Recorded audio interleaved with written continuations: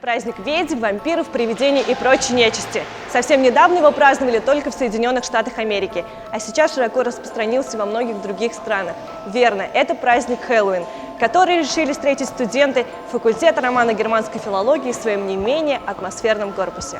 Современный праздник Хэллоуин приобрел свою популярность среди студентов и нашего университета. Фантастические декорации, интересные и пугающие костюмы, грим и хорошее настроение – как основа данного мероприятия. Одной из главных особенностей праздника на факультете романо-германской филологии являлся английский язык, на котором ребята вели само мероприятие и демонстрировали свои подготовленные номера. Это достаточно ожидаемое мероприятие для нашего факультета, потому что мы достаточно долго к нему готовимся. Этот праздник традиционно европейский, так как наш факультет изучает другие языки.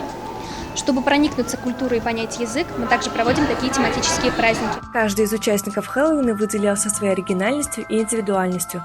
Разнообразие костюмов и образов заставляло не только восхищаться, но и находиться в состоянии страха. Захватывающие положительные эмоции получили абсолютно все участники этого праздника, ведь это возможность не только нарядиться в устрашающие костюмы, но и обогатиться чужой культурой и традициями, а также познакомиться с людьми, у которых есть весьма интересные хобби. Одно дело купить готовый костюм, а другое – сделать своими руками, воплотить его в жизнь. Среди участников мероприятия мы нашли таких мастериц, которые воссоздали образ из всем известного кинофильма. Я специализируюсь на образах, поэтому решила что-то подобрать такое интересное, что знают многие. Из всех моих образов это самый такой известный образ Круэллы из «Стадного далматинца». Мы долго готовились к Хэллоуину, мы очень рады, что у нас его устраивают, так как это атмосферно, и это подчеркивает значение нашего факультета. Первое, что взбрело мне в голову, это Малефисента. Да, не самый легкий вариант на самом деле. Я просто всю ночь плакала, делала эти рога.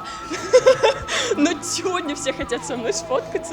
Разукрашенные лица, атмосфера страха и веселые студенты. Именно так прошел Хэллоуин на факультете романо-германской филологии. Алина Шихелисламова, Диана Максютова, специально для Правком ТВ.